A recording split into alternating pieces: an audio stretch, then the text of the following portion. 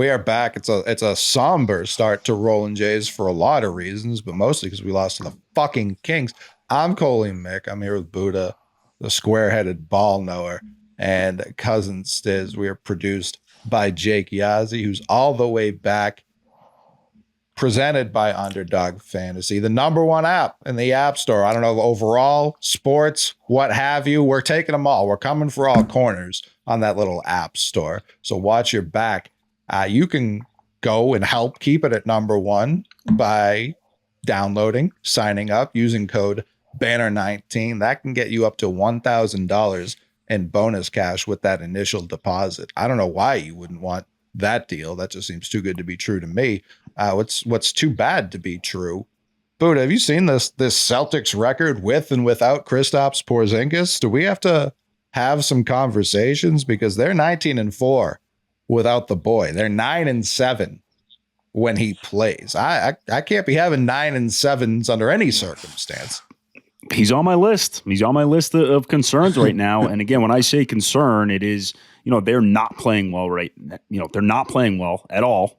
Right. I think we can all agree that that's not just a national media thing. Like, no, I think we can admit when you lose to the Kings on a Friday night by double digits.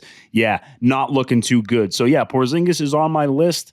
I will say, I do think that basketball is a massive game of momentum. Basketball is a teamwork kind of game. And when you do not have your guys on a night-to-night basis, it's really difficult to just incorporate somebody. And Porzingis is also a guy that, everything changes when you have him. And it's going to be difficult to be able to figure that one out.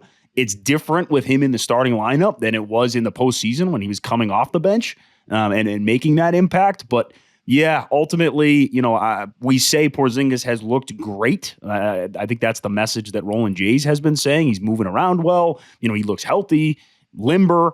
But at the end of the day, something's got to change. And I'm not thrilled with the big fella right now. Not thrilled. Anything specific, though? What you're not thrilled?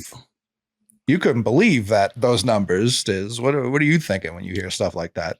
It's tough, man, because it's he was injured. He was injured for a bit, and then we kind of just dropped him in there. And it's we had him for a year last year, and obviously he was great last year all season. He got injured, came back and did great things in the playoffs. But this it's a new team, it's a new season, so it's a different type of chemistry. We're playing different basketball than we were playing last year.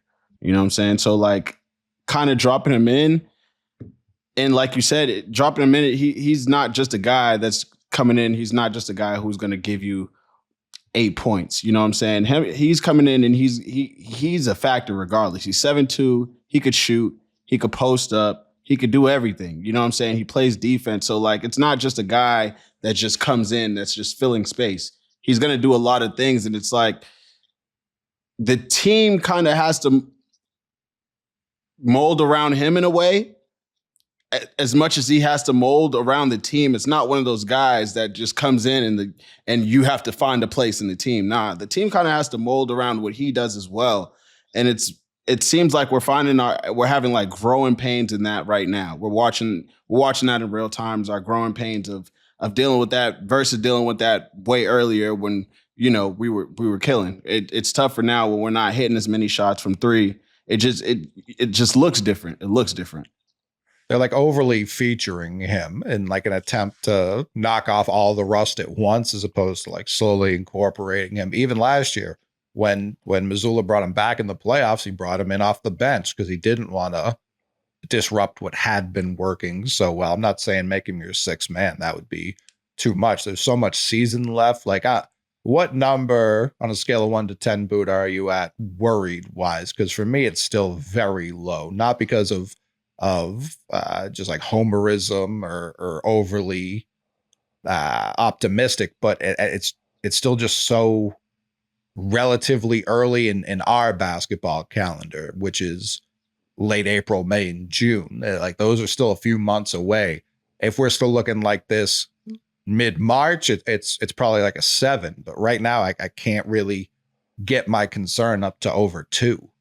Yeah, my number was going to be a 3 or a 4. I will tell you that I don't really value December, January basketball.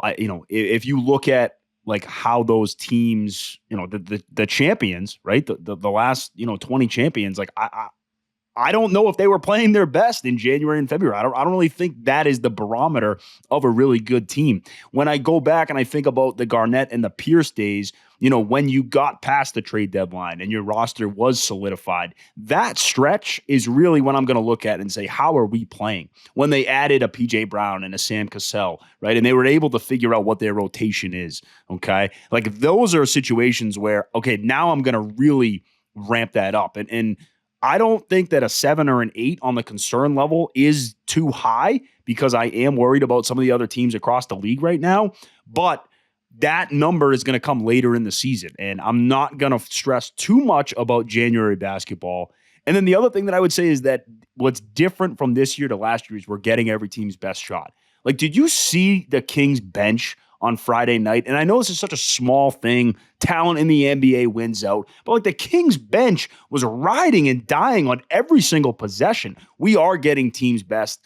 Teams do get up for us. And it's difficult for the Celtics to get up for teams. Now, that shouldn't impact their ability to win the game. But this is not a personnel issue. This is a chemistry issue. This is a teamwork issue, a mindset issue. Now I sound like Eddie House. All Eddie House says on NBC is they got the mindset. But 3, that's my number. It is, though. 3.5. No, you're right though. It definitely is. You can't be concerned this early, bro. I feel like you kind of at this point where we're just trying to stay healthy, get to the playoffs, get to that point where trade line deadline hits and we know what's going on for real. But you can't really be worried right now. And like I said, bro, like the Kristaps thing is I don't think that's the biggest issue versus us being not connected on defense. That chemistry that we usually have, we just don't have it right now. And adding that with missing, we're not hitting from the 3 like we were at the beginning of the season. It just looks different. You could see our holes a lot more when we're not hitting shots.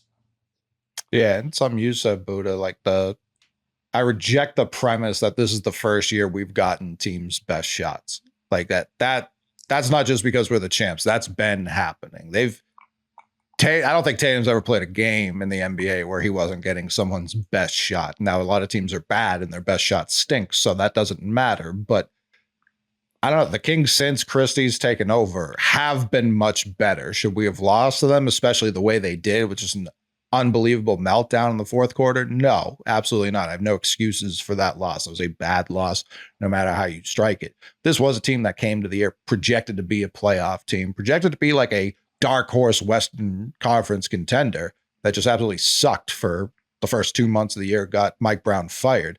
Since Christie's been in, they do play different styles of basketball. They're not relying, like their problem at the beginning of the year was using DeRozan too much and him taking long twos, which is his shot. I have no problem with long twos. However, when you look at the Boston Celtics, John Corrales, shout out him as always, tweeted this out this morning, and I found it to be pretty interesting. In November, 43% of all Celtic shots were 2-pointers. 43%. They were shooting 57% of their shots behind the 3-point line. January, 50.3% of their shots are 2s, and 49.7% are 3s.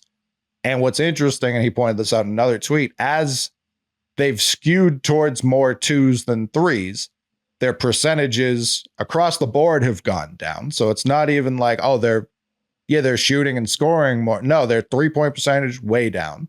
Their 2-point percentage not better. So it does feel like they've put Kristaps in, and other teams are saying, go ahead, post them up. We'd much prefer if you guys stop shooting 3s and you just fed it to the 7-3 guy to get these post ups. And it's not working like that. Part of the reason my concern's so low, just go back to playing how you've always played. Kristaps is not shooting as many 3s as he did last year. I don't know if that's a mental thing, because you've seen so many guys have their careers altered when they land on someone's foot shooting a 3. So I don't know if he's trying to keep that. I haven't broken down the mechanics of his jump shot. He's never been a high jumper to begin with. He doesn't need to be, but I don't know if he's stepping and taking that little shuffle as often as he used to last year. The shot looks fine. Obviously, he's still shooting fine, but I mean, Derek White, he's had some weird shooting nights. Peyton Pritchard's had some weird shooting nights. It doesn't feel like they're running their offense to the best of their abilities. And when you're not doing that, other teams are taking rebounds and running on you. It makes defense harder. So I actually don't view this as a defensive issue as much as I view it as get back to running your offense. I don't have any concern that they're like, oh, the media is getting to them. They're not playing the way they did because so many people told them they hate it. I don't think it's that at all. I think they reintroduced the 7-3 guy, giving credit to other teams. They're inviting him to post up, saying, go for it. We would love it if you stop hitting a historic amount of threes every single game. Go back to that. Go back to the way you're doing it. Incorporate Kristaps into last year's offense, not this new offense you've kind of fallen into a trap of because of opposing defenses. That's how I see it. I don't know if you guys agree. I almost wonder too, like when Porzingis is in the game, doesn't it feel like it's a 3-man offense at the top of the key? Like Porzingis does not sit in the dunker spot. Like we don't run anything traditional. He's always in a 3-man at the top of the key. And again, a lot of that is due to the pick and roll. And Porzingis is a devastating roller, right? And I think the Celtics in general have done a really, really good job with their bigs, whether it's Kata, Cornette, Porzingis, Horford rolling to the rim. I thought they've done really well this year, but he's so far away from the hoop that it almost takes away, unless you're getting him a post touch, like he really does not play down there very often. And ultimately that's going to lead to really long threes and runouts.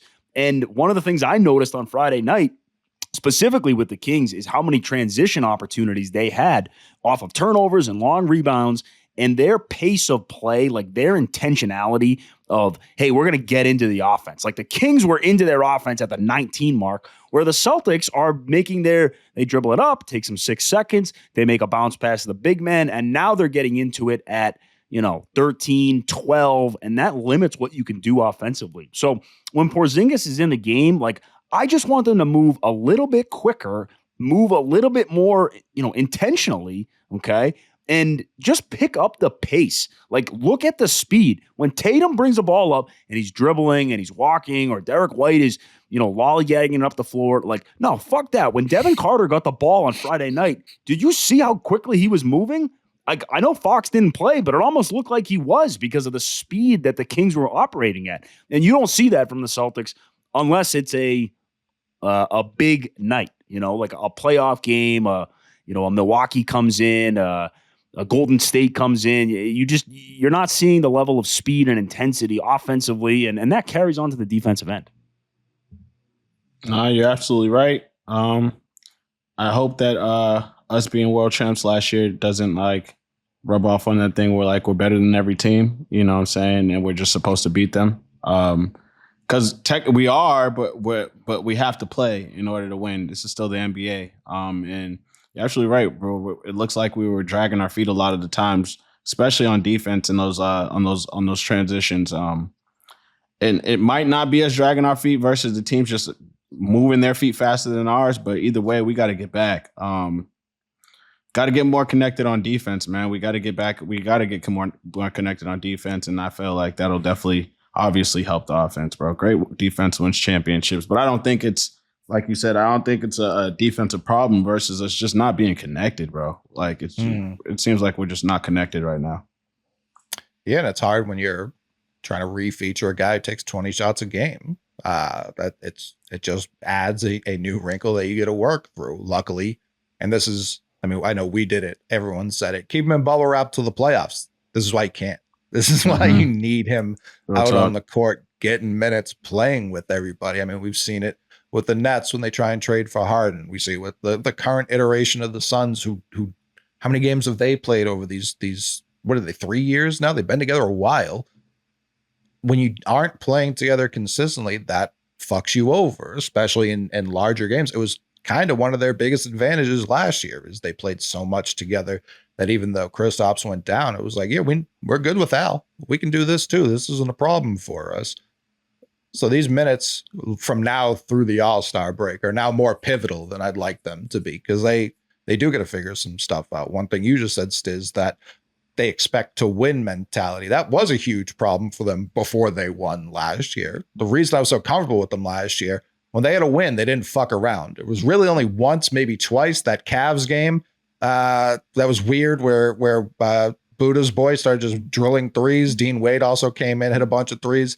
That was just a weird, fluky lot. Like, they up 30 with like 4 minutes left and ended up losing that game. Very weird. Other than that one game where the Cavs, for some reason, even considered winning that game, it really didn't happen at all last year. The previous 5 years happened all the time. And you're starting to see even the Pelicans game. They end up winning by 1. Wasn't necessarily that close, but it also wasn't not that close. That was too tight throughout. And I understand Zion played, and it was one of the healthier versions of the Pelicans, even when they were still down multiple starters. Love what CJ McCollum said, a guy who's been in the league 45 years, coming to Jason Tatum this time. Hey, it's loud in here. Like, I do like that the crowd's still loud. They got into it, but I don't want to see close games against the Pelicans. I don't want to see losses to the Kings. These aren't things I enjoy. No, for, the Pelicans game, the ending of that game just completely pissed me off. The Celtics have been in situations multiple times this year where they have, if you looked at their win probability, they're in the 98, 99 percentile. Tatum, I love you. I'm one of your biggest backers. I think that you are, we'll get to Brandon Jennings, but I think that you are on pace to be a top 5 player in the history of the game. I'll say it again. I think Jason Tatum's on pace to be a top 5 player in the history of the game. But you got to make one of those free throws, dude. Like, what the fuck are we doing? I'm sorry. Like, you got to make those free throws. If you're the guy who's going to go get the basketball, go make those 2 free throws. And then you get we get the offensive foul call, which I never want to be in a situation where we're up 3, we miss 2 free throws, and what we're banking on is the other team setting an illegal screen. And then Derek White. We always talk about Derek White, model of consistency, just the smart IQ player. I'm sorry. There was 2 open players, and you get a fucking 5-second violation call. That is a rule that they teach in 4th grade basketball at the middle school, okay? Like, what are we doing? There has to be a level of focus. And whether it's from Missoula, whether it's from White, whether it's from Tatum, I don't really give a damn. But if you looked at the win probability, the Celtics had that game locked up, and they did not take care of business. And if McCollum's bucket went in, that bounced around the rim, this podcast would be way worse about getting on them. And I'm not leaving games or playoff series or swings. I'm not leaving it up to one possession. Like, we are too good, not only against New Orleans, who doesn't have a chance this year, but I want to see that versus the top teams in the East as well. So I look back at the Minnesota game as well. That was a game where I thought we played fantastic. I thought we were home free. I think you were up like 6 or 7 points with less than a minute to go. And then Edwards gets a 3 at the end of the game. It's like, if you turned it off from there, like, what the fuck happened? So they need to clean it up. And it's a sloppiness. It's a laziness.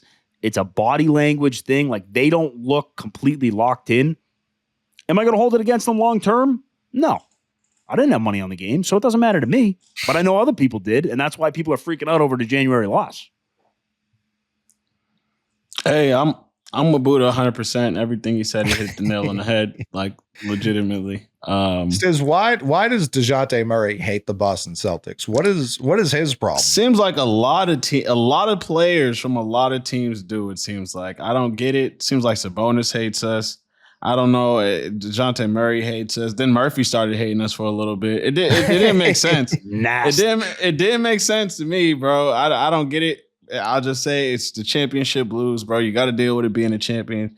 These teams and these guys. Murray's done this his whole career. I remember when he was with the Spurs, he used to bully Marcus Smart. And I never saw Marcus Smart get bullied, but he would just use those long fucking, like, he's like a 6'11" wingspan. It's outrageous. And he was just poking away from him. It was so annoying. Then last year, going into the playoffs, he beats us twice in a row with the Trayless Hawks. And it was all him talking shit, him going bucket for bucket with Tatum and then getting more buckets. Yeah. And then the other night, so he's shooting like what 12% from three this year. He starts the game 6 for 6. So what did Danny Ainge say to you during the pre-draft process? He might want to be a Celtic, bro. This might just be his showcase for us, bro. This might be you like, yo, bro, come sign me, come save me from this team. I feel like that might be what it is. I'm gonna just hold it to that, bro, because I don't know what else it could be, bro. Because he kills whenever he comes to sees us.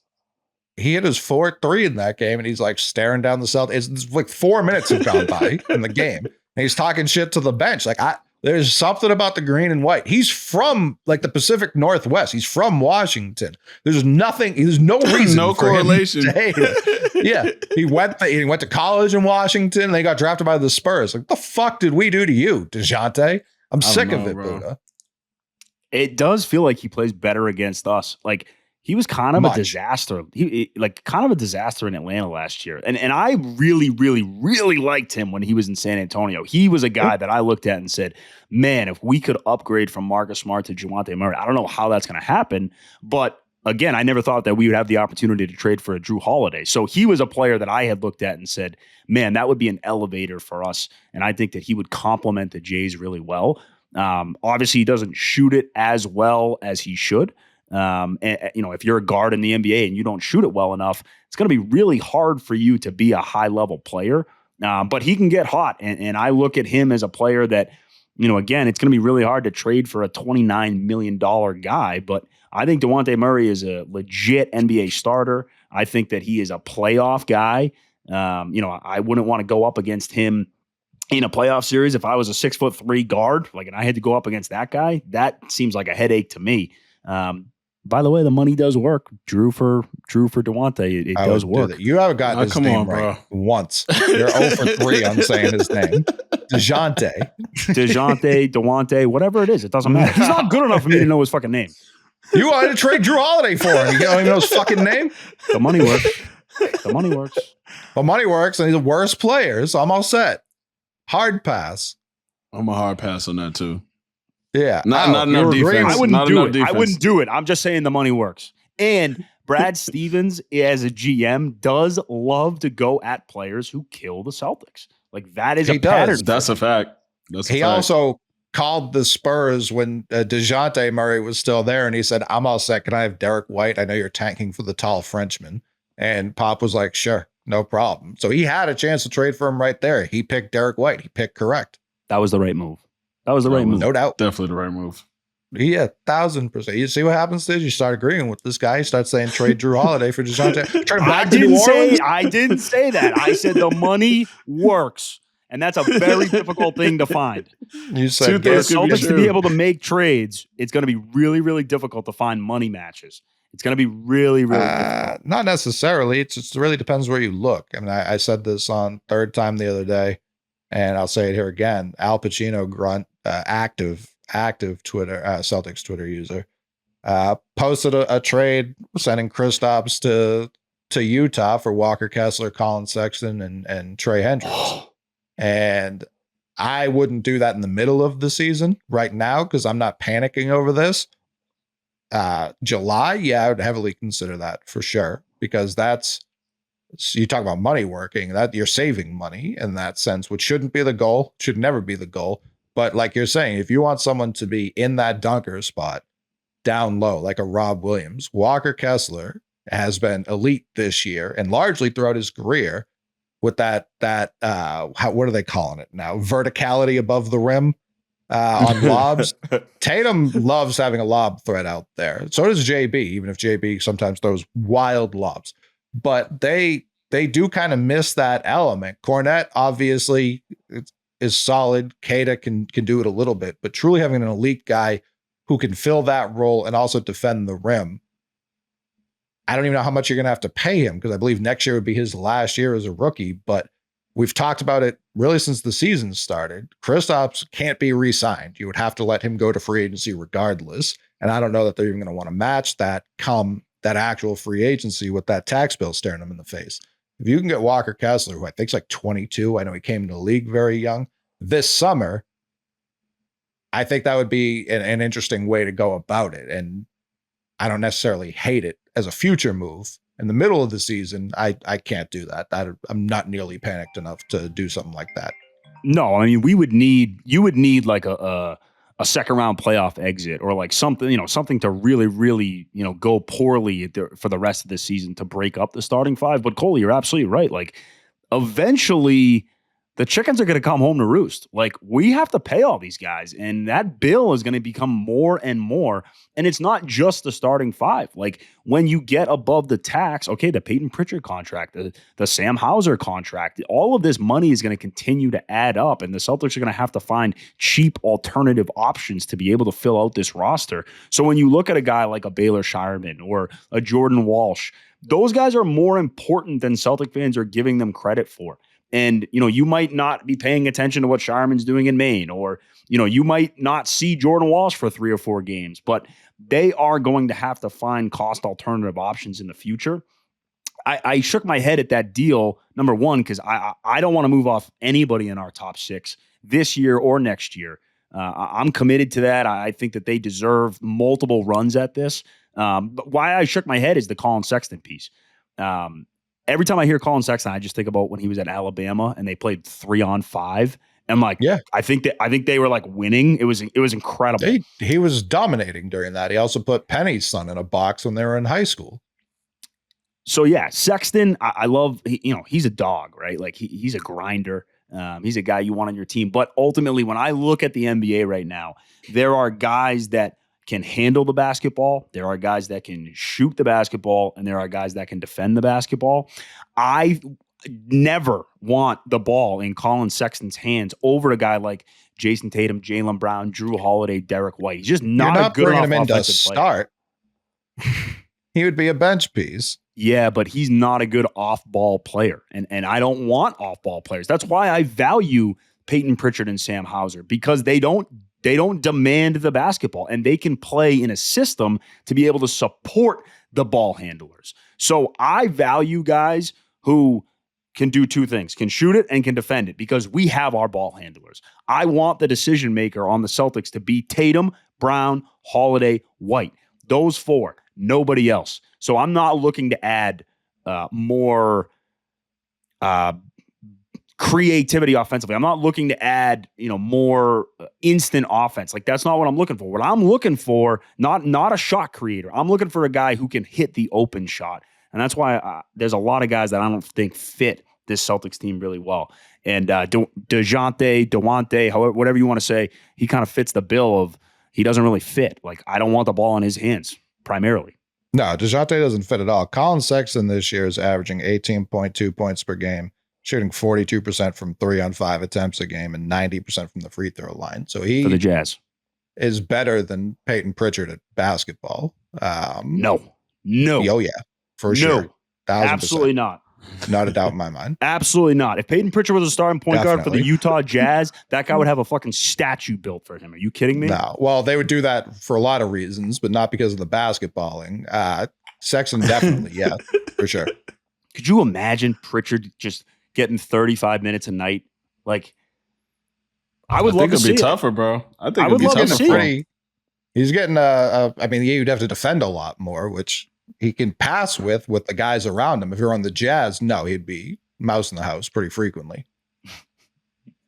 But that's like the things he does, the things Pritchard does well. Sexton's been shooting over 39% from 3 for 3 years running now. This isn't like he just figured it out this season. It's not, oh, this is a blip on the radar. He's typically terrible. And he's been at 89% as a free throw shooter all this time too. So it's like that. Those are the 2 things Pritchard does well. And he's 6'3" instead of that. He's also the Kyrie pick we traded to Cleveland, which I would love to finish the story and get him back here. I'm all in. Plus, it's a 1-year deal after this year. Again, I don't trying to fix all or fit all that in with a half season to go.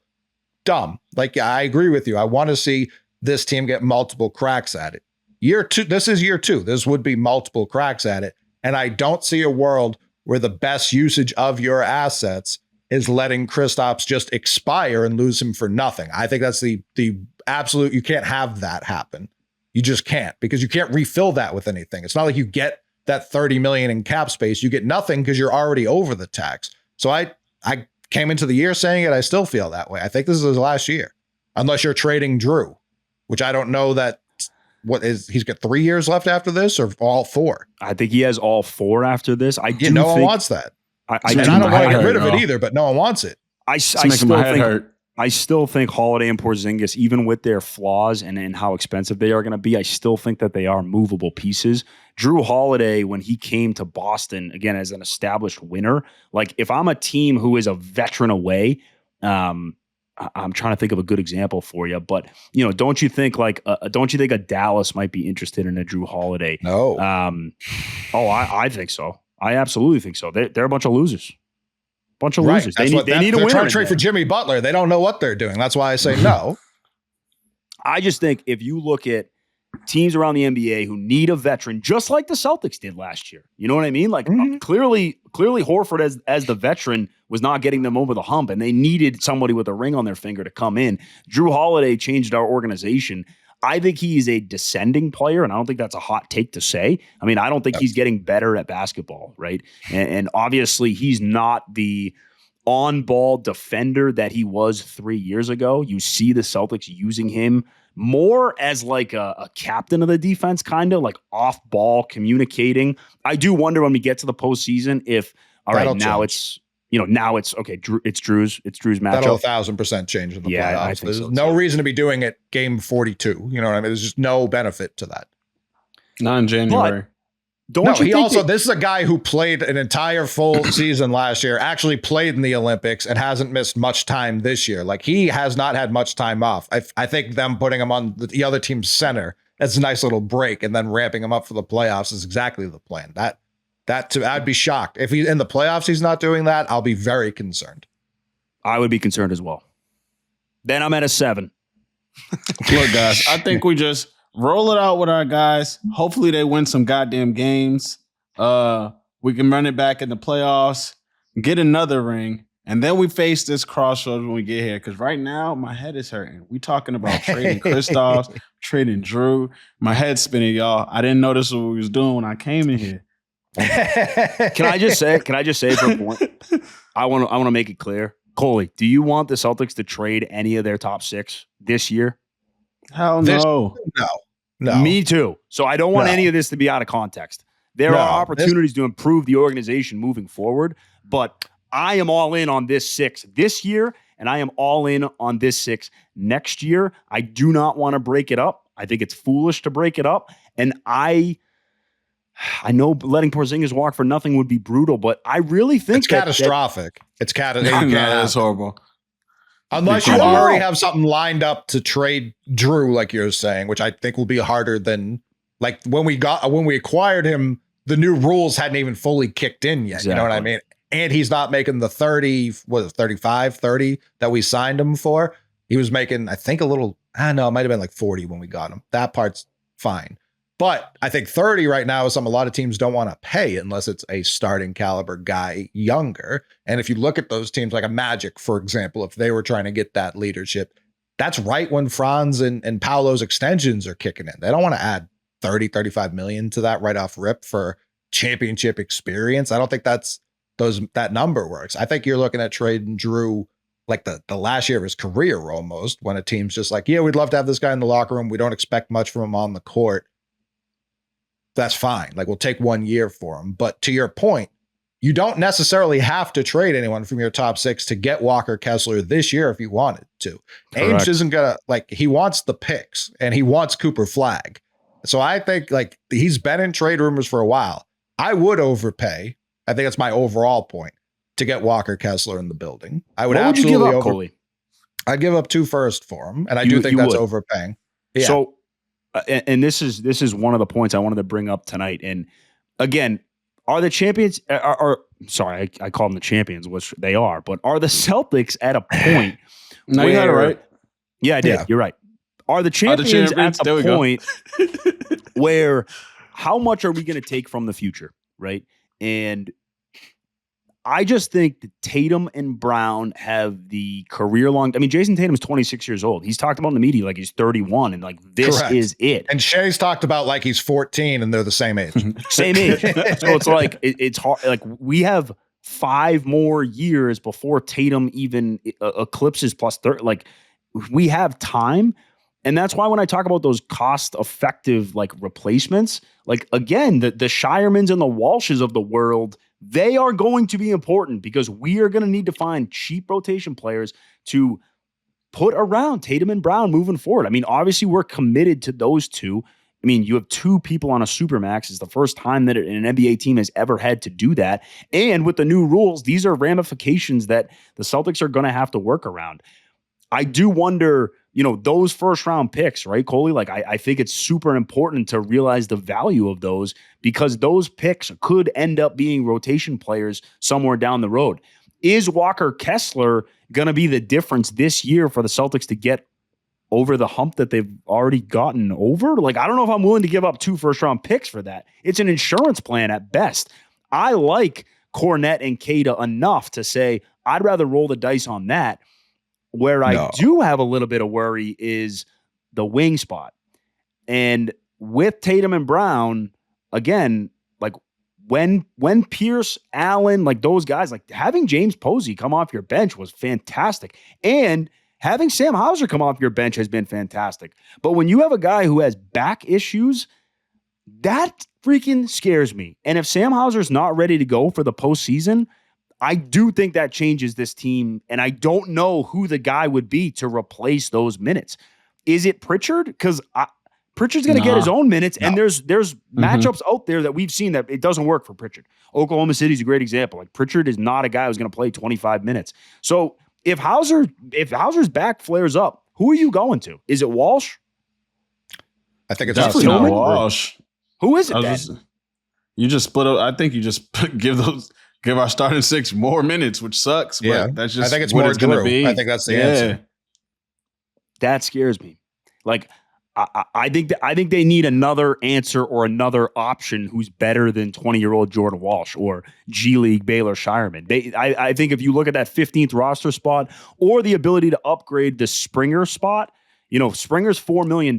So if you can look at a couple wings around the league, and I'm not saying that you have to go out and you have to find a legit wing, who that'd be nice. Start on 15 teams. He's not out there for $4 million.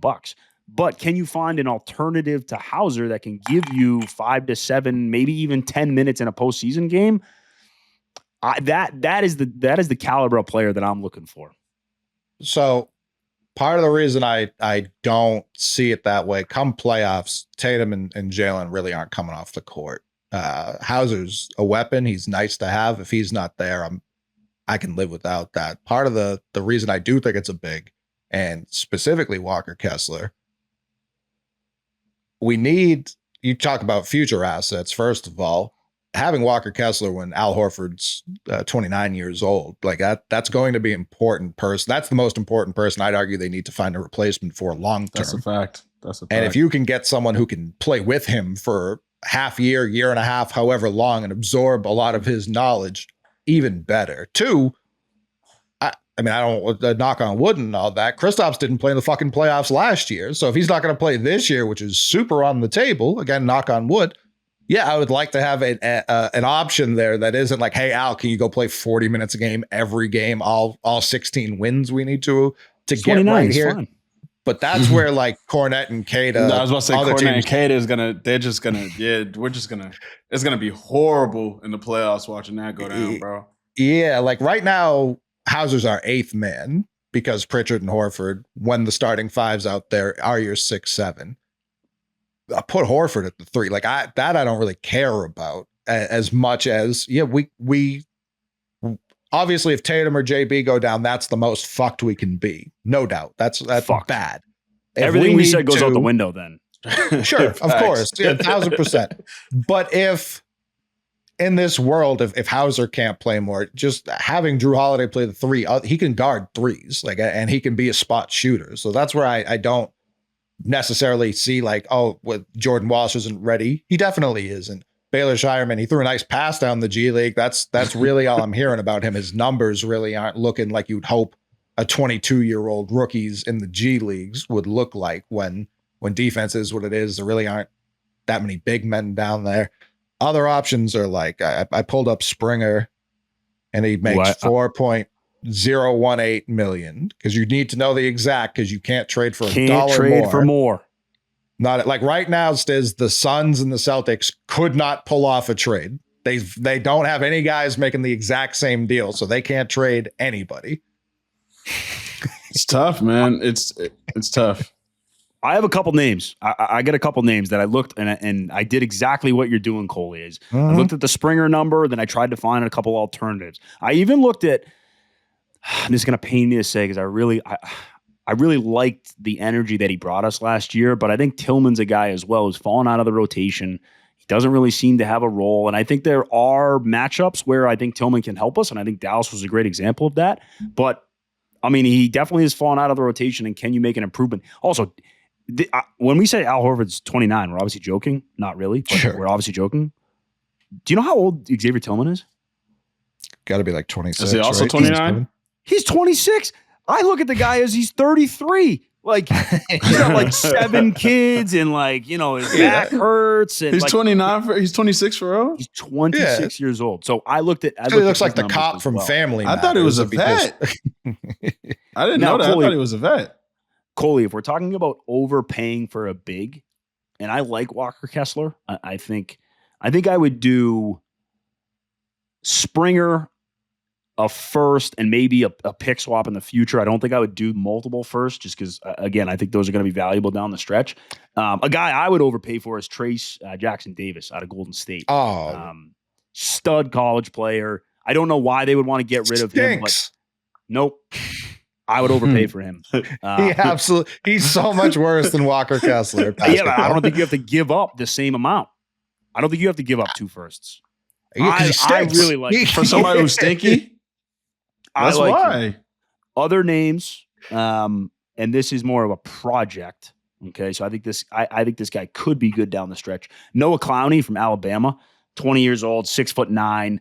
I look at him as a player who can, when you talk about learning from an Al Horford, if you can get him 18 months in the gym with Al Horford, I think he's another guy that I look at.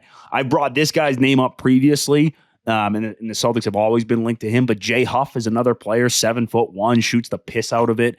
Grizzlies just won't trade him. That's the problem. Jay Huff should have been signed in the offseason. That's how Jay Huff should have been acquired.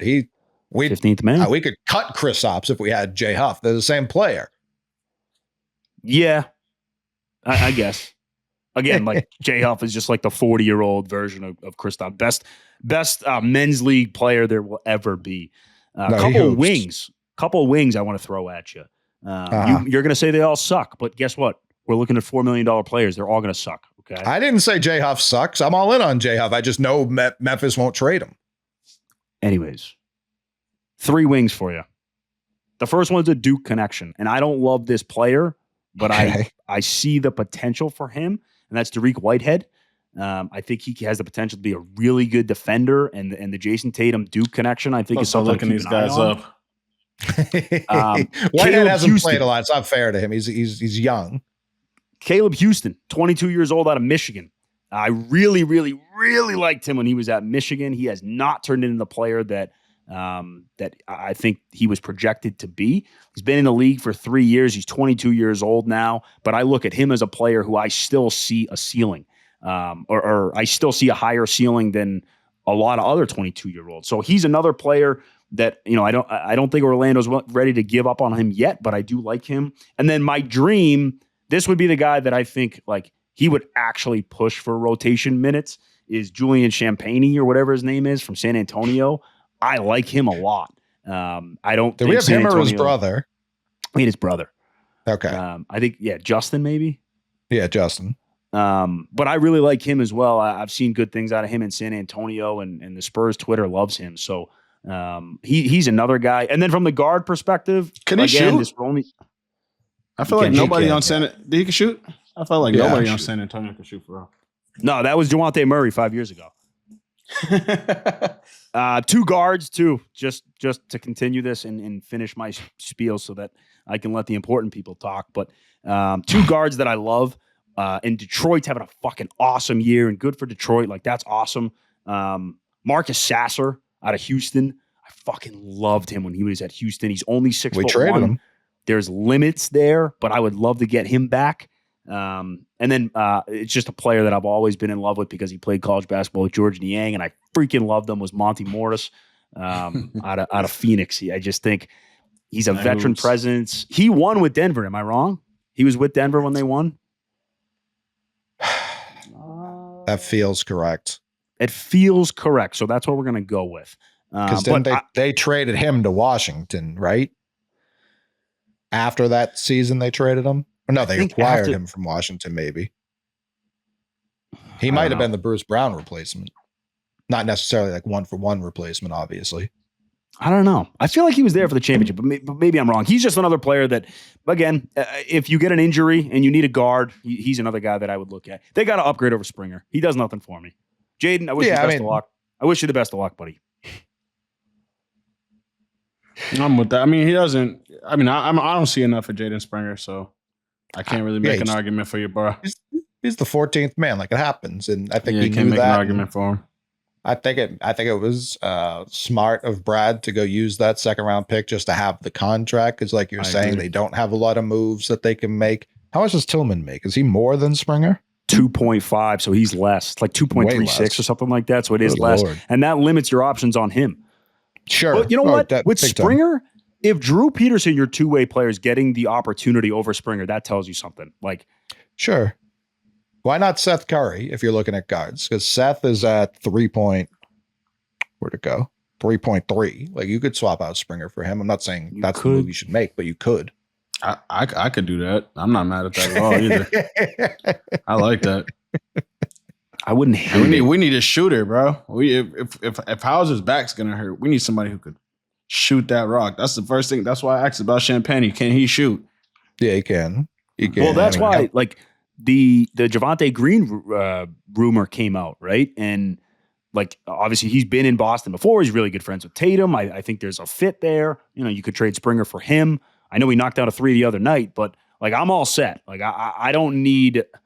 He's not the player that I would be interested in personally. I just if he's our solution to our potential depth problem, then I don't even think we're talking about if there is an injury. Yeah, I was going to say, yeah.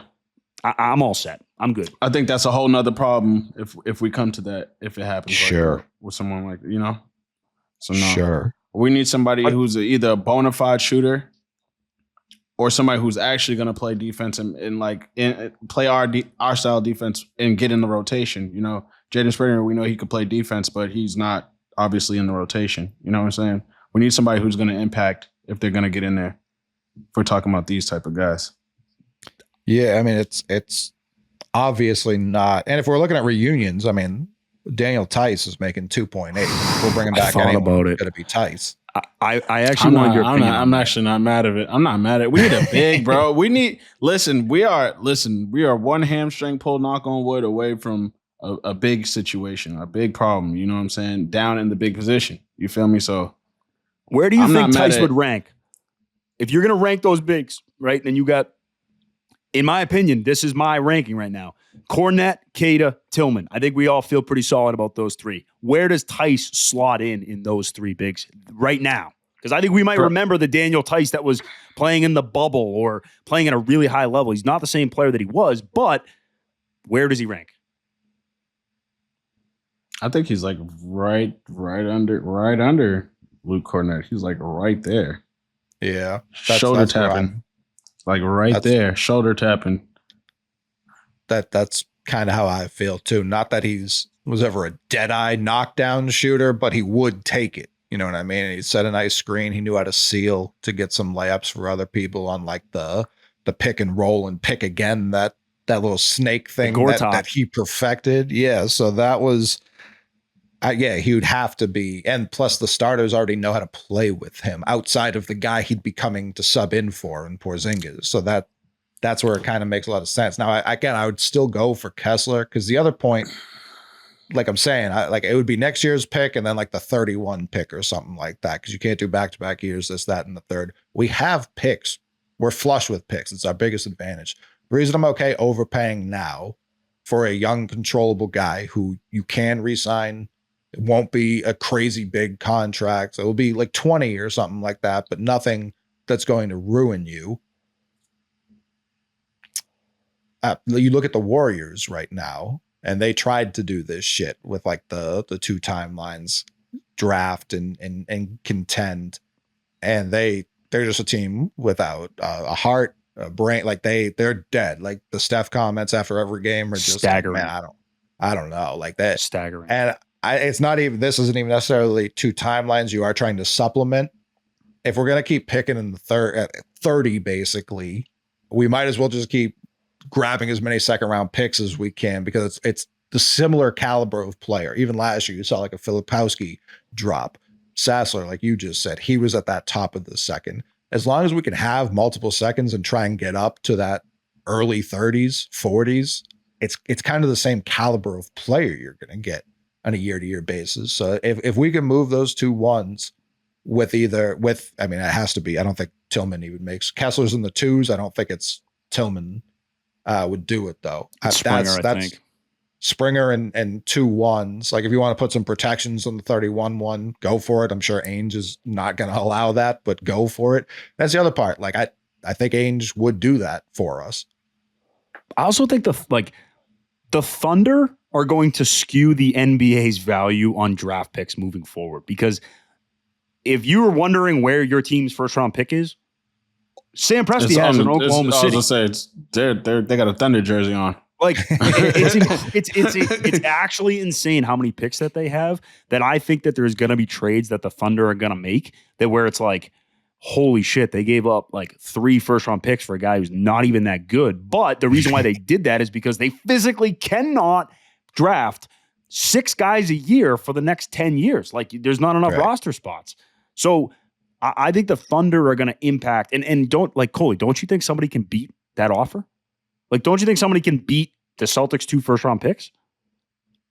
No, I don't know how many people are willing to put that much on the table for him, because you think of similar centers who have gotten traded. I mean, Kristaps didn't go for that much. We got first round picks when we traded for Kristaps. Pirtle, I thought he was 2 first. That was just a 1 and 2 2s when he went back to Toronto from San Antonio. So I can't remember the full Vucevic trade off the top of my head when he went to Chicago, but I don't even know if that was multiple ones. It might have just been the 1 and something else, but it may well have been. But this is a guy who has been, over the course of his career in Utah, a guy who's been in and out of the rotation, inconsistent minutes at times. When he plays, I think he's really good. He affects the game multiple different ways, like I said, as someone who can just jump up and catch a lob over anyone, but he's a really good defender too. So that's where it's like, I feel like he fits a lot. It's not like he's calling for the ball, demanding it, but if you're trying to find like as close to a Rob Williams facsimile, even without like the crazy freakish athleticism, that would lead me to Walker Kessler in terms of guys you could get. The only other guy I see, and it's whether or not Detroit wants to give up on him, and I don't know how it would work here, is Jalen Duren. Duren you could also go get for. I think he makes too much. I looked. No, at he this doesn't. today. He's less than Springer. I just looked at. Really? He's less than Springer. Yeah. I saw him at 4.6 today because he's a guy that I looked at and I was like, yeah, sign me the fuck up, dude. That you watch that guy's highlight video. We're sending him to go play against the aliens, dude. That's the guy that I'm choosing. If you just watch his highlight video, he's fantastic. I think he makes too much though. But again, I could be wrong. Nope, you're right. It's 4.5. Bingo. Yeah, 4.5. Tari Eason makes. It was silent on purpose. This takes 3.6. Listen, we need a bona fide threat, bro. Regardless of what comes in, bro, it can't be a guy that plays similar to what we already have. Like, I think that just defeats the purpose, bro. We have to have somebody who's either playing above the rim or somebody who could straight up, flat out shoot. Straight up. They need a Horford. Cole, you're absolutely right. They need, and it's this, you are too. They need the Horford replacement at some point. Like, that's something that they got to figure out, because what Al Horford does for the Celtics is it goes unnoticed. And like, I don't miss the days when he was in Philly and Oklahoma City where I had to watch Tristan Thompson roll out there. Like, those were just not it. Now, the guy they should call, if he's healthy, bring back Aaron Baines, man. That was a freaking monster. I loved Baines. He was great. That was also like 7 years ago. That was Is Rob playing well? Is Rob playing well in Portland makes right now? Makes too much money. Fuck. Well, he's just asking to ask about the guy. I'm gonna go check. I would just love to have him back, bro. I would just love sure. to have him back, bro. Great vibes. Great, stupendous vibes. That picture, that actually should be the background header of the Rollin Jays Twitter. Should be the picture of just all of the Celtics at the movie theaters, just absolutely blasted out of their mind, dude. Romeo Langford cannot see in front of him. He's so high. No, he never could. That was why I loved Romeo so That much. was great, man. I thought you were gonna say that time Rob just posted on Instagram his gun and his PlayStation controller, and he said sometimes I'd be paranoid. I didn't know what the vibes was. that's just Louisiana. You know what I mean? That's PlayStation controller with the gun, bro. Yeah, that's just all right. So Rob's played 12 games, 16 and a half minutes a game, averaging 6.5 and 5. 1.7 blocks, most since 21-22. So yeah, nice. I hate what happened. Hate what happened to him. Those 6 points are like alley-oop, like straight up lobs. Like it's the best 6 points of the night. And the block is in the third row. I mean, like Rob Williams, like, God damn it. If you're a bad basketball team and you want entertainment, that guy's gonna give it to you. When he was at Texas A&M, they had him at the 4. He won like SEC Defensive Player of the Year. And I just remember they played Providence. I got a couple buddies who went to Providence, and man, why did they play Providence? They played Providence in the NCAA tournament, and they knocked them out. Oh, okay, all right. Rob Williams just has this like breakaway windmill dunk, and it just like Eamon. I'm sorry, you probably remember this. Just completely destroyed the Friars. Like it was the most disrespectful in-game dunk I think I've seen in college. Fantastic. Sorry, Mike. Yeah, I mean.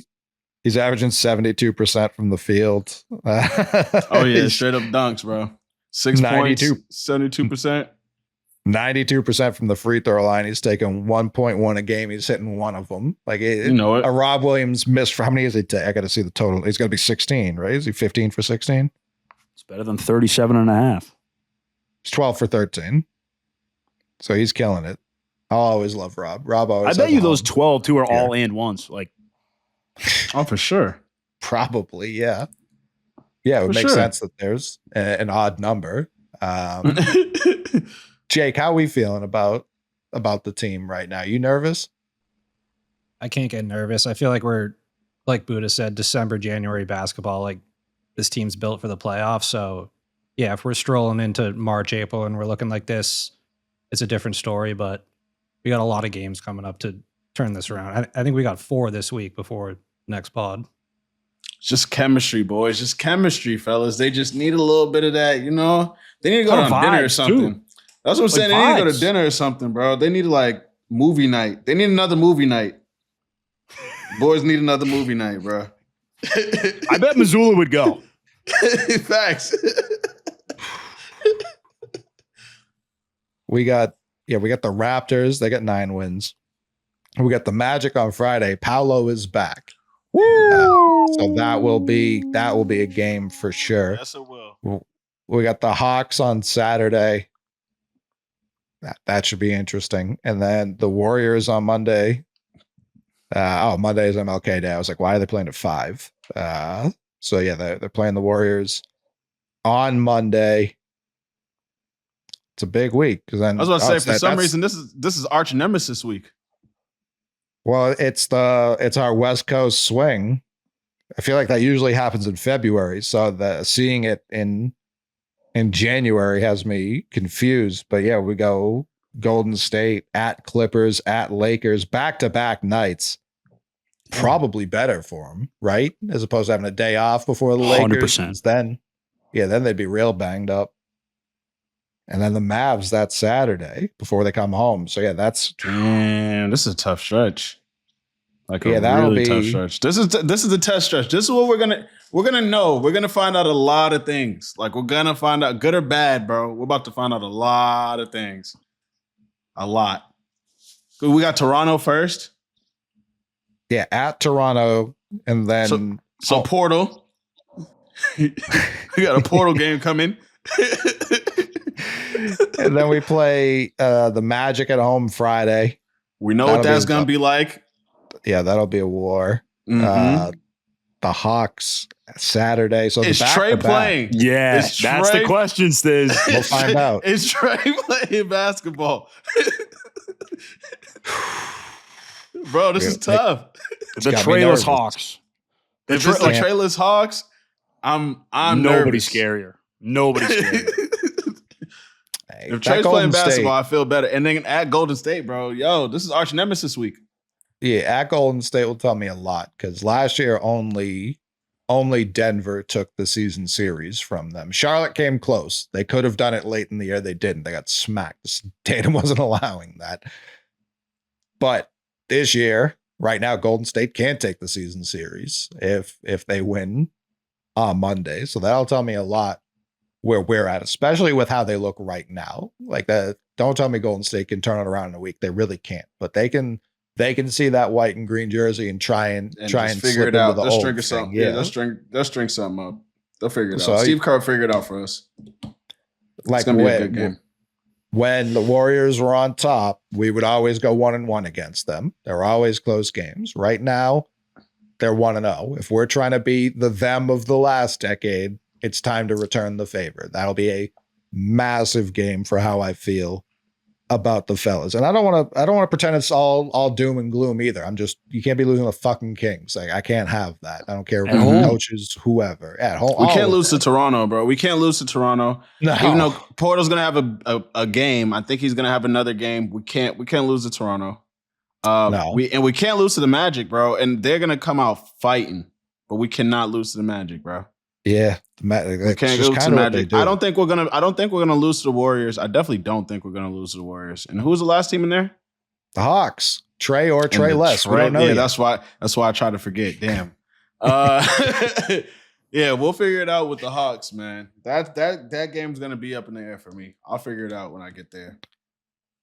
Yeah, it's But we it's a can't tough scene. lose. We can't lose Toronto. We can't lose Magic. Not with the type of weeks we've been having. We can't lose those games. I can't remember the writer who does it, but there's someone who puts out the efficiency landscape. It's always last 10 games. Even as the Celtics have been like visibly stinking, there's still like a top 5 net rating team in basketball. They're still posting elite stats compared to the rest of the league. So while we expect better, which is fair, compared to the rest of the league, like that's why I can't even, 2 might have been too high. Like if there's concern coming into the year, it was 0. So right now it's 1.5. I can't push it all the way to 2, despite what I said earlier, compared to the rest of the league. And that'll adjust once the Kings game gets fully factored in. But by then we'll be playing more games as well. So I don't know. It's you look at the rest of the league. Yes, OKC's killing. Obviously, yes, the Cavs are killing. Obviously, even you look at a team like the Knicks, it feels like I only see them smack other teams around. Then I look at their last 10 games; they're always 5-5, like always. So it's like I don't know what's happening during the losses. Something's happening. So I don't know. I want the fellas to lock back in. I understand it's a long season. I'm not willing to chalk it up to like, oh, it's just the middle of the season because I'm watching it. They seem disinterested. They seem not as locked in. I don't expect that every night, but now it's time to show some things.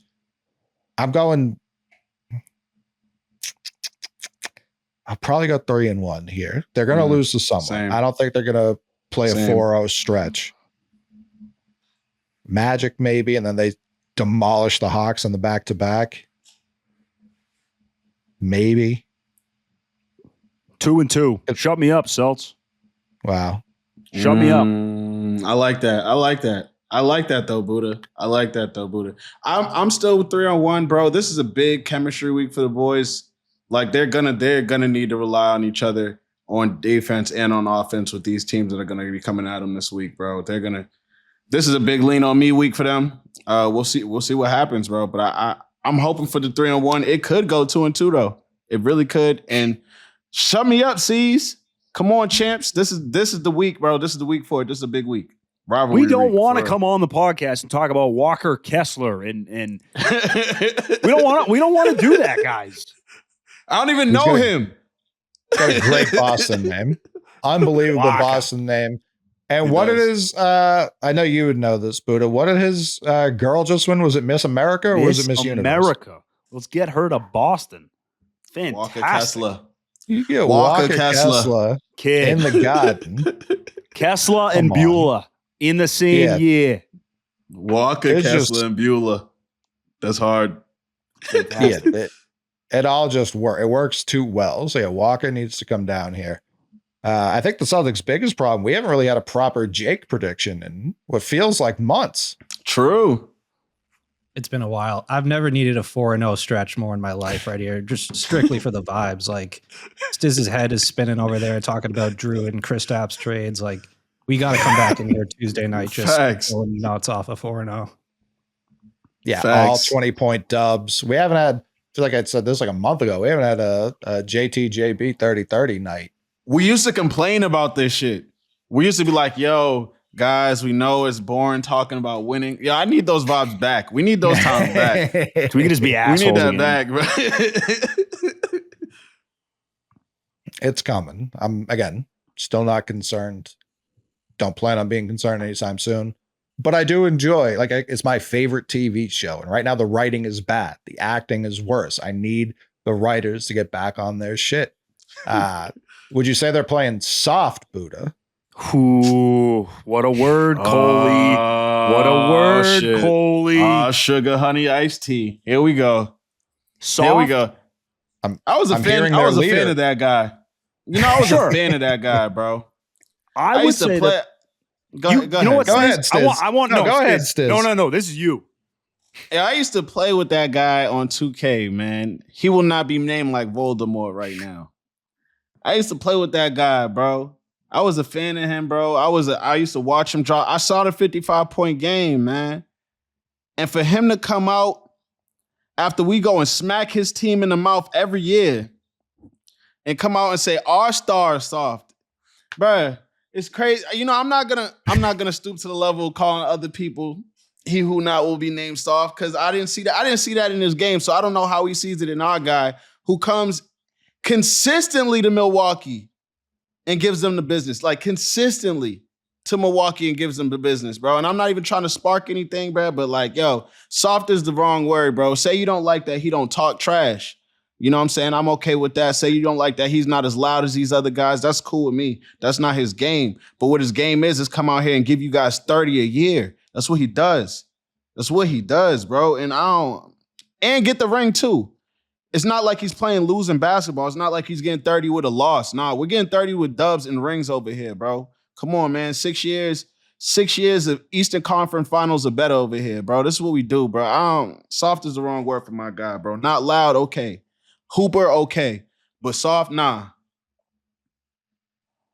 My bad, y'all. Not No, at all. I wanted it. the I wanted opposite. it. Coley, I got to be honest. I listened to your conversation with Brandon Jennings. You handled that so much better than I would have ever handled that. Like, you're like throwing numbers at him and throwing stats. My point of view would have just been like, I'm just going to look up bad Brandon Jennings stats. Like, remember this game when you sucked? Like, that would have been my strategy. But, okay, let me just go through some things here, okay? I think that Brandon Jennings saying that Jason Tatum is the softest Celtics superstar of all time, it was taken a little bit out of context. I think what he really meant to say was that Jason Tatum has not played to his full potential in the postseason yet. I can agree with that. I hold Jason Tatum to a higher level than maybe anybody except for Brandon Jennings, because what the fuck was that? But I'm sorry. He led his team in all three categories. Whether he gets the votes or not for Finals MVP, it really doesn't make a difference to me, because I'll name you some superstars right now who didn't win Finals MVP the first time that they went, okay? Steph Curry, did he win? Nope. Kevin Garnett, people were saying Paul Pierce was better than Kevin Garnett. Get the fuck out of here, dude. Get the fuck out of here. Garnett was the third best player in the world in 2008, maybe fourth if you want to give Duncan. It was Kobe, LeBron, and then it was Duncan and Garnett. He was the third best player in the world. Pierce won MVP. What year? Oh, wait. Tim Duncan didn't win Finals MVP the year that Tony Parker won. So was Duncan soft that year? Was Isaiah Thomas soft when Joe Dumars won? Was Magic Johnson and Larry Bird soft when they didn't win Finals MVP? The barometer of a superstar is not whether they win Finals MVP or not. It's absolute bullshit. Kobe Bryant in a Finals shot 38% from the field and 17% from three. And yet we talk about Kobe Bryant like a top 10 player of all time. LeBron James averaged 17 points a game against Dallas, and people talk about Tatum's turnovers versus Golden State. LeBron had more against Dallas in the whole freaking series. They both played 6 games. So look, when you get to the top of the top, when you get to the finals, yeah, everything gets a little bit tighter. But people act like Jason Tatum is 35 years old on the back end of his career. Guess what, everybody else, all the fans of every other team, you're going to have to deal with this motherfucker for the next decade. And the last thing that he is soft.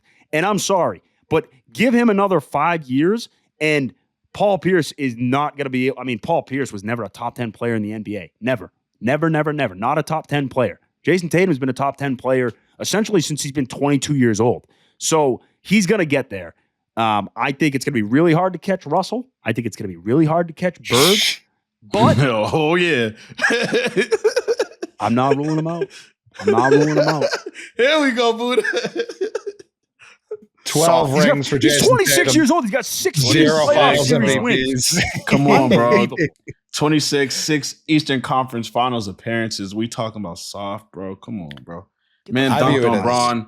Braun when he was 19. He was a baby when he dunked on Braun. I don't know about soft, bro. I don't know about I soft, view it bro. as the ultimate compliment for Jason Tatum that he's accomplished so much. People just say whatever.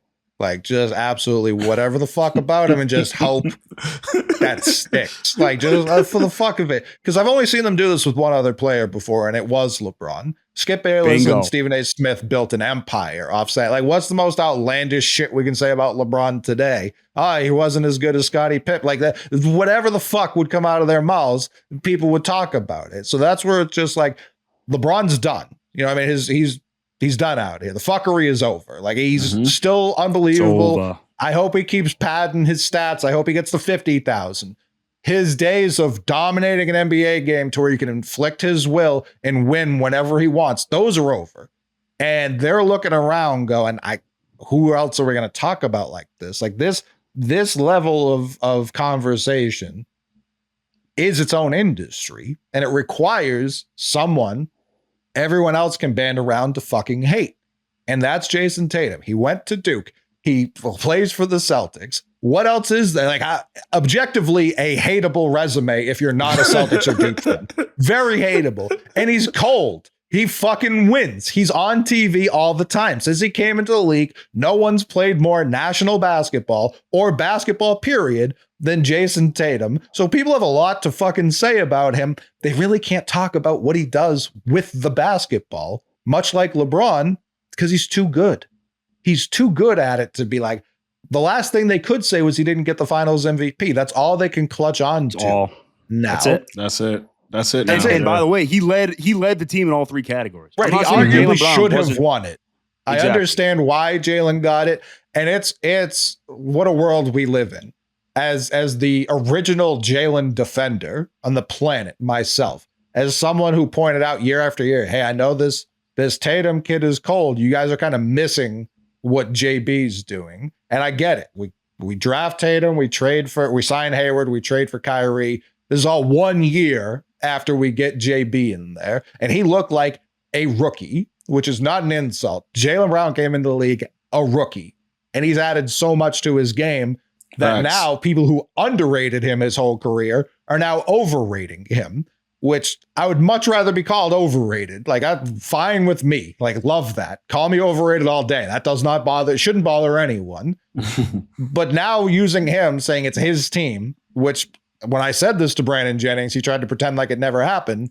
They did this to Giannis. They said Chris Middleton was better than him during that entire run. Then when Drew would have his games, they'd be like, maybe Giannis is third. Like, that was the thing that happened. And that was also fucking stupid. Like, that was also really dumb.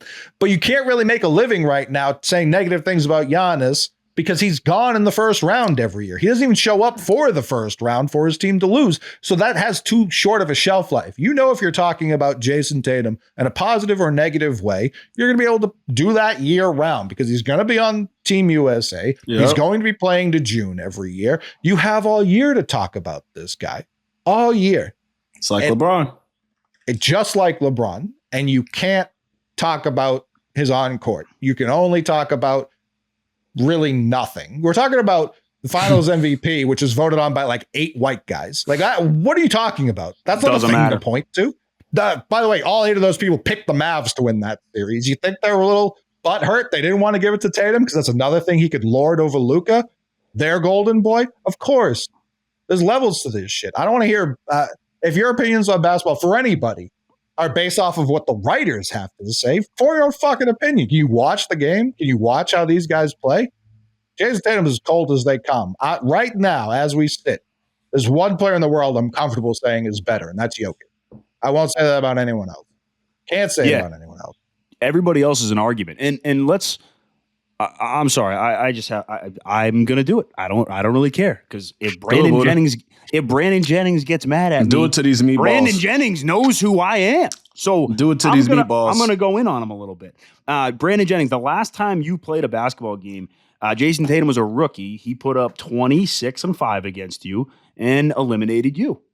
Brandon Jennings, your field goal percentage in the postseason in your whole career was 37%. You're behind the arc, you shot 24%. In other words, garbage. Okay. And the other thing that I'm going to say is you would have tried to trade for him. I probably would have. Too small. I was gonna say, he was man could hoop though. He was cold. But go ahead, get him though. Get him. Yeah, get him. Get him, bro. He was cold on all those teams that missed the playoffs, man. Wow, really impressive. And Giannis, Cole, you brought up Giannis and like his dominant performance. You know what's a little soft to me? Wow. You know what's soft to me? Brandon Jennings. The closest you ever got to a championship parade was showing up to a team's parade that you didn't play for. You got hammered on the back of a car and you waved all the Milwaukee fans when you were like, oh, I averaged 18 a game when we lost 60 games a year. That's soft. That's soft. I think he's a little bit jealous about the hardware that's on Jason Tatum's finger right now. I think a lot of people are. And I can't fault Jennings for doing that. I did that for the 2018 Red Sox. It's a great time. I highly suggest if anyone can jump on a parade for their city, do it. It's a great time. It's a great day. Yeah, but it's the vibes. I'm sorry. Immaculate vibes, Stiz. If Greg Steamsma was on the duck boat, everyone would be like, what the fuck is he doing on there? Brandon Bass does not deserve to be on a duck boat. Michael Petrus does not deserve to be on a duck boat. Brandon Bass could get on the duck boat. Brandon Bass could be out here. He's all right. Petrus put his life on the line every time he played for the Celtics. I'm good. Mikhail can do whatever he wants. I saw him stretchered off more courts than I've ever seen a player get stretchered off of a Petrus, court. Dude. He was great. Yeah, Petrus is a baller. If there were a Petrus available right now, that'd be a perfect addition to this team. 2 firsts. Done. I will pick Petrus up from the airport and drive him to Brighton. To the Auerbach Center. I'm in on Mikhail Petrus. He was a friggin' stud. But yeah, this is, like Joe Mazzulla has said coming into the season, Jason Tatum gets to deal with these criticisms. It is an honor and a privilege. If they're not talking about you, boy, oh boy, do you actually stink. You know what I mean? Like, there's a whole heap of players we didn't talk about on this show that we've never talked about. You know why? They stink and they're irrelevant. And Buddha probably has them number 1 on this trade list. These are compliments. Like I understand. I think the most interesting part was so much wild shit has been said about Tatum and JB since they've got here. They really don't acknowledge it ever. For him to post that on IG with that caption, softest superstar ever, for him to post that, I do think it was because it came from a former player. Whatever the respect was, when it comes from your peers, me saying, oh, this guy in the league stinks. He just looks at me. He's like, who the fuck are you? Like, you're not, you can't do half of what I can do. When it comes from someone you saw be one of the top prospects in high school in the country, like you were, when you saw someone who played in the Jordan game and the McDonald's game, when you saw someone get drafted in the lottery like you were and go out and score 50 like you did. When you see a guy like that say that to you, it is different than Way different. when someone else is it. So, I mean, Dwight Howard and Shaq are still tweeting at one another, looking to fight, because it does bother them at the end of the day, because they both played in the league. They both know what time it is. So that it definitely did hit Tatum differently. And I love that Joe Mazzulla's response was like, "Where the coins at? I'm ready to fight. I'm ready to fight for my guy." It's today. January. He's got a full bag of them. He's got a full bag. On, Clinking them together. Got him Clinking them renewed. together. He got the re-up on the coins for 25 and he's ready to use one right off the bat. That's the beauty of the coins. You can just be, yep, time. Let's go. I will say, like, thought sorry, Cole. Shout out to Brandon Jennings, because man, he got under my skin. I was fuming. yeah.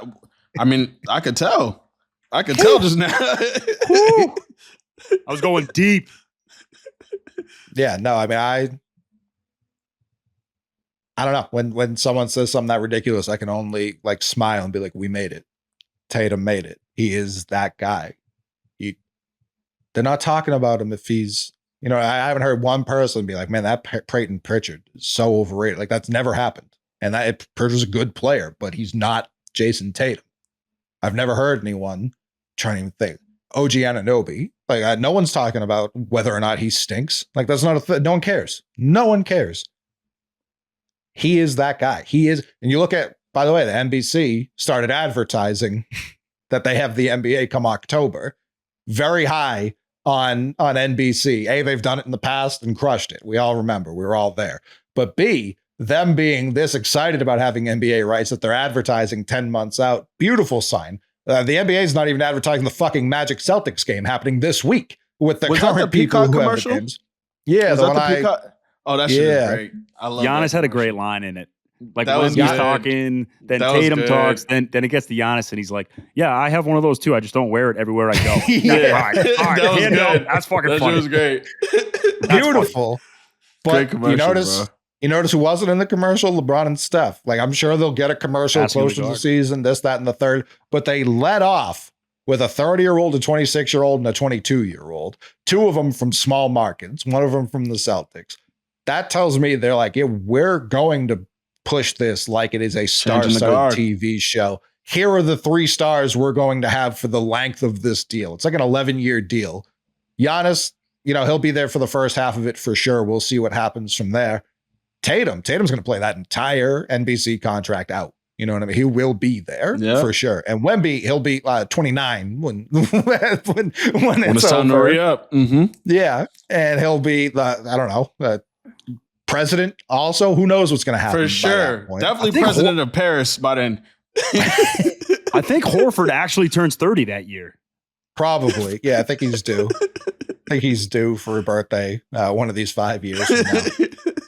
But they're telling you, read between the lines at a certain point. Follow, like they always say, follow the money. No, that was good. Money, man. That was good. That was good. That was a good peeping that out, bro. I like that. Yeah, because it's true. I'm always noticing. That's what I do. And Tatum, whether people like it or not, they'll always argue it. He is the face of the league. I can hear it. I can hear it in your voice. Why else would you talking about told him us so much? Why else are you talking about him like this? ABC just told us, man. Or at all. Bums. Yeah, it's a tough They one. beat us, bro. They beat us, so I can't say they're bums, bro. We gotta get back. We're not gonna start talking shit about them again. We really need that because I need that for my soul. You gotta be Michael Jordan with the bat right now. Anyone can talk shit when they're ahead. When it's tied or you're behind, that's when a real man talks shit.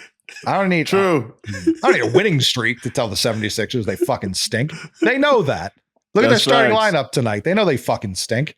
I'm not worried about them. I'm not worried about anybody. I'm worried about my guys staying the course. No need to panic. We're okay. We got Joe Mazzulla. Chemistry week, fellas. Hell yeah. Before we wrap up, we got to do a Redmond minute. I didn't say it until now.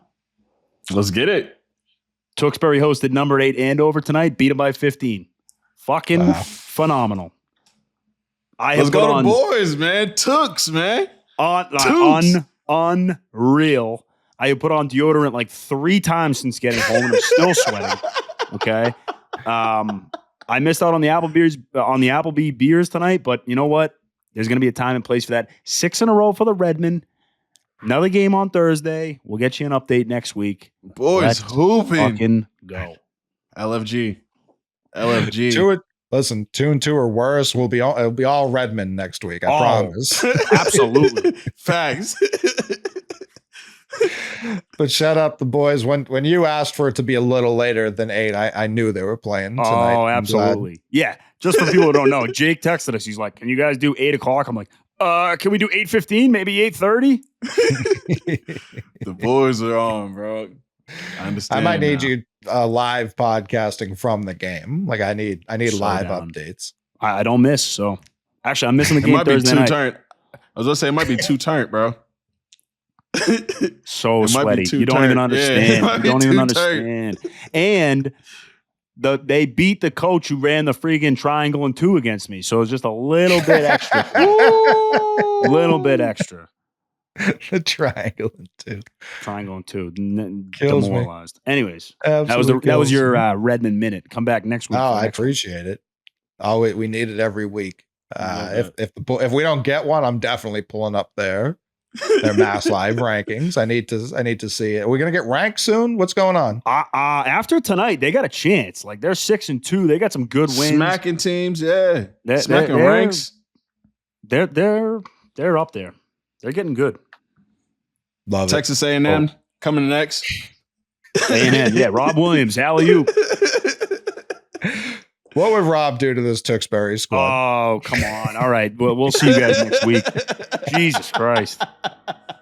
I mean, Coley, you would walk in the gym, people would be like, "Whoa, who is that guy?" Sure.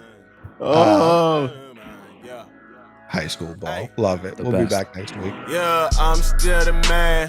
They still hate. Sticking to the plan. Hope fam getting cake. I'ma get 100 bands. Slam it on my wrist. Man, I never ever thought of life like this. I be doing dumb dope shit. Doing dumb dope I be doing dumb dope shit. Doing dumb dope. You know me, then you know I'm never bankrupt. Hey, hold up. You know me, then you know I'm never bankrupt. Hey, hold up. To talk to me, first you gotta get your name up. We the only ones that never changed up. Y'all sound the same, y'all should probably switch the lane up. And think twice before you ever bring the gang up. You ask my niggas and they all gon' feel the same, yeah. The streets the only things that ever raised us. And when you in these streets, no one can save ya. We lost the realest niggas to this game, bruh. I'm the man like I'm Diddy, I might do a bop. I'm the man in my city, homie, you are not. I got some plans with your bitty, she gon' give me top. Throw some grams in the titty if I spot a cop. Hey, I'm still the man, they still hate. Sticking to the plan, hope fam getting cake. I'ma get 100 bands, slam it on my wrist. Man, I never ever thought of life like this. I be doing dumb dope shit. Doing dumb dope. I be doing dumb dope shit. Doing dumb dope. Hey, pouring up full with my thug woe. Introducing clients to this young hoe. I don't have feelings, they all done for. Pussy boy, I know that he don't want woe. Smoking out in Harlem with my young low. Every barrel rocking with the young boy. Obstacles be coming when you want more. Shit be getting dark, that's what the sun's for. Hey, Stizzy come and play, okay, I'm in LA. In the sky for half a day, but I'm still on the wave. I can tell that you ain't paid the way you throwing shade. I got too much on my plate to have some time to hate. Hey, ring, ring, ring, I think I found a play. I've been unemployed for years, but I still found a way. You know shit get crunchy when you live on my terrain. I pick money over fame to try to tame the pain. Man, I'm still the man. They still hate. Sticking to the plan, hope fam get cake. I'ma get 100 bands, slam it on my wrist. Man, I never ever thought of life like this. I be doing dumb dope shit. Doing dumb dope I be doing dumb dope shit. Doing dumb dope